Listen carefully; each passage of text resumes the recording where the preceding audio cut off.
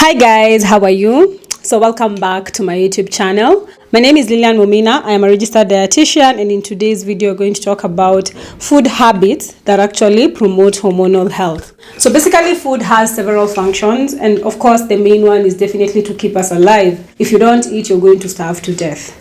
But again, our food choices actually influence our metabolic health, our general well-being, and definitely longevity and quality of life. Like for instance, selections of processed and refined foods has been linked to chronic inflammation that causes hormonal imbalances. And as we understand, hormonal issues come with infertility, they come with reproductive health issues like fibroids, there's the uterine cancers, the ovarian cancers, and even weight, obesity, fatigue, mood swings, hair loss, skin issues. So if you're struggling with hormonal imbalances, this video is going to be very insightful, as it is going to provide you with practical tips that are easy to actually implement, that can actually help you maintain a balance or control with your hormones and health. The first thing that I'm going to talk about is the importance of choosing whole foods and nutrient-dense foods. Now, why whole foods? You know, in the world that you're living, convenience is actually everything. Even if you meet someone today, they want to immediately know how you're going to make their life more convenient. That has actually been replicated in the food industry, and we have a lot of access to processed and refined foods. It is almost impossible to tell someone who's living in the urban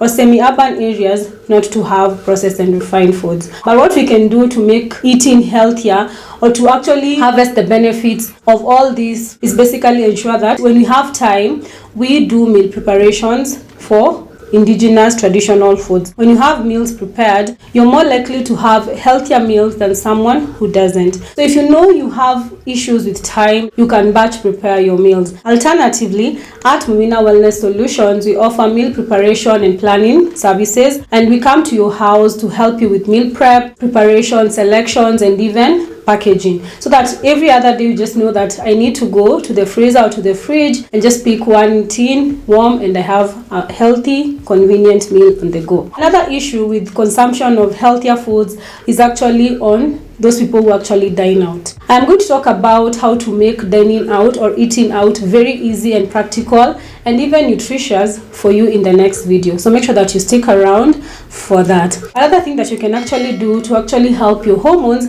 is to ensure that you're pairing your foods wisely. Fat-soluble vitamins like vitamin A, D, E, and K require a fat medium for absorption and utilization in the body. Otherwise, they will not be activated. If you're taking something like carrot, diced in either olive, or you have an avocado, or you have actually fried them with some oil to ensure that you extract the vitamin A in it. The same thing applies to tomatoes, butternut, other vitamin A-rich foods. And for vitamin E foods, because most of them are usually fatty, like maybe nuts, avocado, and eggs, you can just have them with an increased fat medium for better absorption. Another thing on the pairing is, of course, to watch out on the nutrient interactions. You want to make sure that you are utilizing your foods to the maximum and you are avoiding the formation of harmful compounds. A great example would be combining iron-rich foods with citrus foods or vitamin C-rich foods to help with absorption and utilization of iron. Avoiding taking up, again, iron-rich foods with tannins to prevent binding that occurs and causes undesirable substances in our body. And this can be detected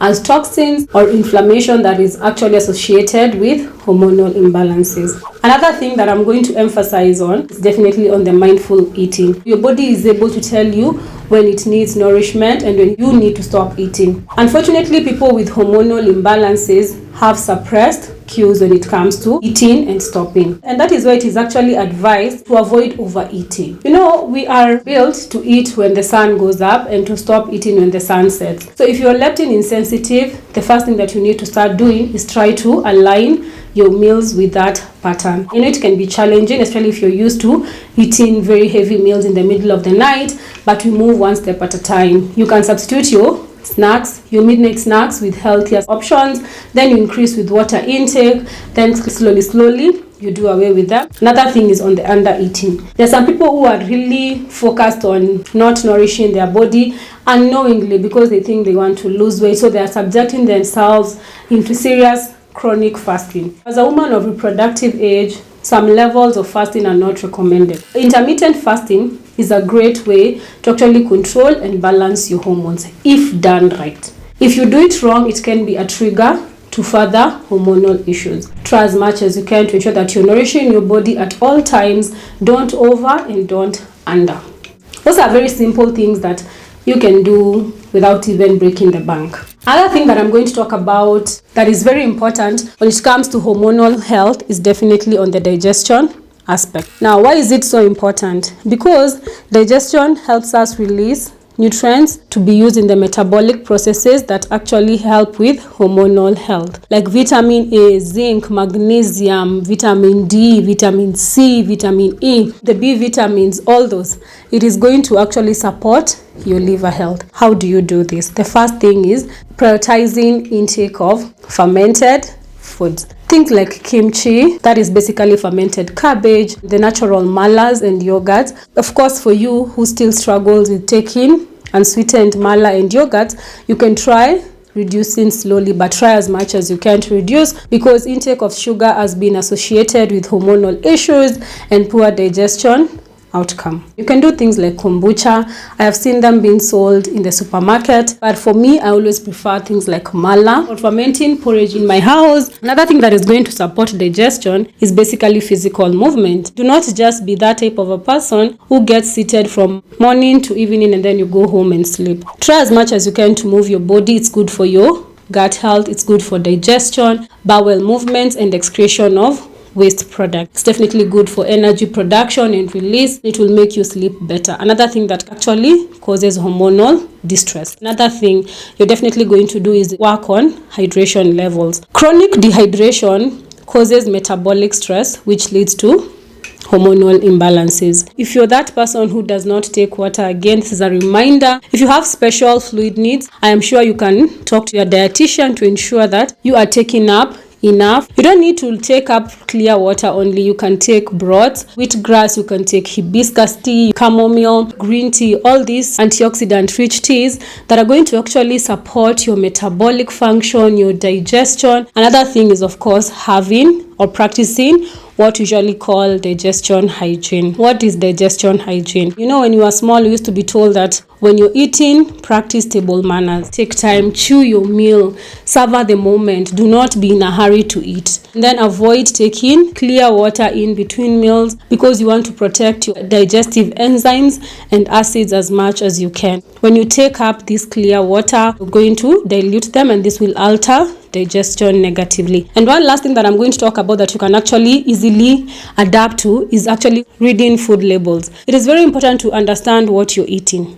Don't just be eating. I have said that in this modern world, you cannot avoid processed and refined foods unless you live in the rural areas, what we call ushago, which unfortunately those people are trying so much to be modernized. It's quite unfortunate that we have made Western meals look cool in Kenya. It's very, very sad. We need to change that. And that can only change if you share this video to 1 or 2 friends so that we can see that Kenyan meals are amazing, and we should actually try as much as we can to lean towards intake of indigenous Kenyan foods as much as we can. So when it comes to food labels, ensure that you understand the type of food that you're eating, the nutrient composition, that is basically the carbohydrates, the protein, the fats, and definitely the vitamins and the minerals in that particular food, the quantities and the amount of additives. You can check on preservatives, you can check on sodium levels, you can check on drying levels if it's possible. All this will definitely tell you how much processing and refining that food went through. Another thing,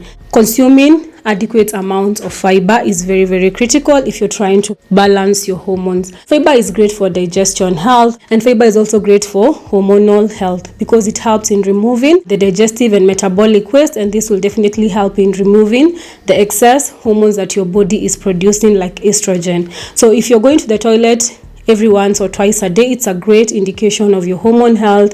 If you struggle with constipation, you need to make sure that you're taking up measures to help you actually improve your gut health to support hormone health. Hormonal issues were not so common in Kenya, but the prevalence is rising by the minute. We have endometriosis, polycystic ovarian syndrome, we have fibroids, we have reproductive cancers, and many other conditions on the rise currently. So it is very important that you take up these measures, again, combined with proper sleep. Go get some sun, like it's sunny right now. Get some sun, get some vitamin D, stress management, meditation, avoiding toxin exposures, and all these aspects that actually help with hormone health to be in the best state of health you can be. So thank you so much for watching. If you found this video useful, please share it with a friend who is struggling with hormone health, and remember to sign up for my upcoming webinar on food allergies and intolerances, because as I said in my previous videos, the prevalence is rising by the minute. In this particular webinar, we're going to talk about why they are rising. We're going to talk about the signs and symptoms that you need to look out for, and you're definitely going to go deeper into the nutrition habits and management to help you actually overcome these intolerances and allergies effectively. So the cost of the webinar is going to be Kenyan shillings 1,000, and I will be your host with other amazing dietitians, and I'm hoping to see you then. I'll definitely leave a link on how you can actually sign up in the description box. I'll definitely pin the first comment on the same. Please don't forget to like and subscribe to support my channel to grow, and I'll see you in the next one. Bye.